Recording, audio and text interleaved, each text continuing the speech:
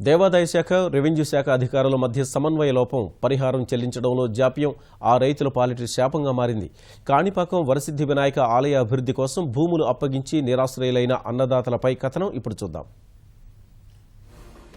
ఏటా పెరుగుతున్న భక్తుల రద్దీకి అనుగుణంగా కాణిపాక ఆలయాన్ని అభివృద్ధి చేయడానికి దేవాదాయ శాఖ 2003లో ప్రణాళికలు రూపొందించింది. 49 ఎకరాల భూమి అవసరమని గుర్తించిన ప్రభుత్వం భూసేకరణ చర్యలు చేపట్టింది. ఆలయం పక్కనే ఉన్న భూములకు ఓ ధర, ఆలయానికి కొంత దూరంలో ఉన్న భూములకు మరో ధర నిర్ణయించి రైతులతో సంప్రదింపులు ప్రారంభించింది. ప్రభుత్వం ప్రతిపాదించిన ధరలకు ఆలయానికి దూరంగా భూములు ఉన్న రైతులు అంగీకరించినా ఆలయం పక్కనే భూములు ఉన్న రైతులు వ్యతిరేకించారు.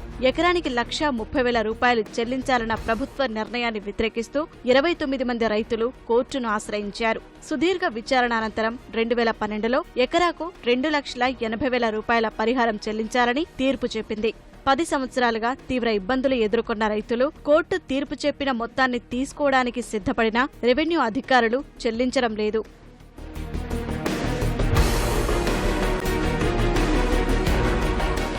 విఘ్న వినాయకుడు స్వయంభూగా వెలిసిన కాణిపాక వినాయకుడి ఆలయ అభివృద్ధికి భూములు అందించిన రైతులకు పరిహారం చెల్లింపులో విఘ్నాలు తొలగడం లేదు. 13 సంవత్సరాల క్రితం భూసేకరణలో భూములు కోల్పోయి నేటికీ పరిహారం అందక దిక్కుతోచని పరిస్థితి ఎదుర్కొంటున్నారు.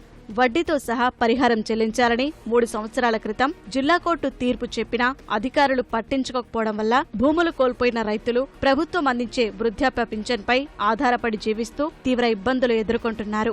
అధికారుల తీరుతో రైతులు తీవ్ర ఆవేదన వ్యక్తం చేస్తున్నారు. డబ్బులు వస్తేనే మేము ఖర్చులకు ఏడాడ బాకీలు చేసింది కట్టగలం.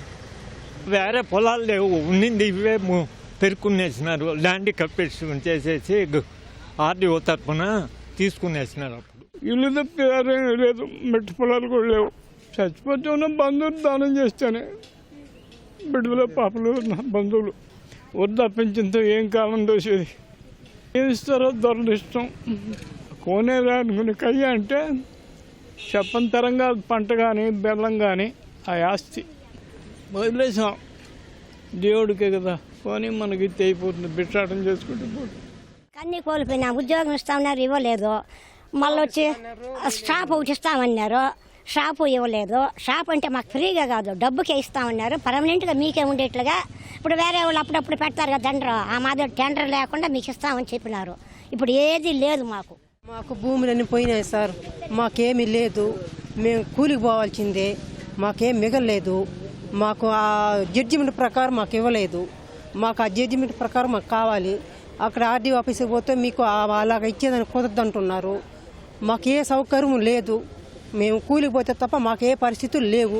మీరు మాకు న్యాయం చేయాలి. ఆలయ అభివృద్ధికి 2 విడతలుగా భూమి సేకరించామని, ఆలయానికి సమీపంలో ఉన్న కొందరు రైతులు పరిహారం ఎక్కువ చెల్లించాలని కోర్టుకు వెళ్లడంతో ఆలస్యమైందని కాణిపాకం ఆలయ అధికారులు తెలిపారు. కోర్టు తీర్పు మేరకు 12% వడ్డీతో రెవెన్యూ అధికారులకు చెల్లించామని, భూసేకరణ అధికారులు రైతులకు పరిహారం మొత్తం అందజేస్తారని కాణిపాకం ఆలయ కార్యనిర్వహణాధికారి తెలిపారు.